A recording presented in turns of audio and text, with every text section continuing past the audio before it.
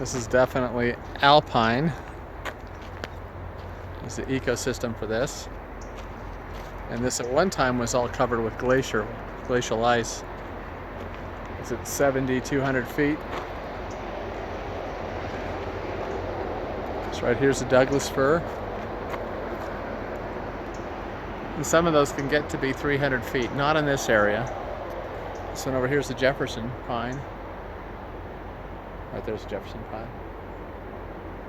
They can get pretty big too. And you can see here's a meadow with a lot of this chaparral.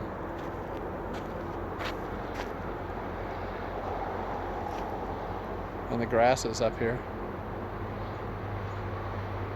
The summers are very short. It gets cold pretty fast in the wintertime. It gets a lot of snow. Here at Donner Summit's like the snowiest part, one of the snowiest parts in the Sierras.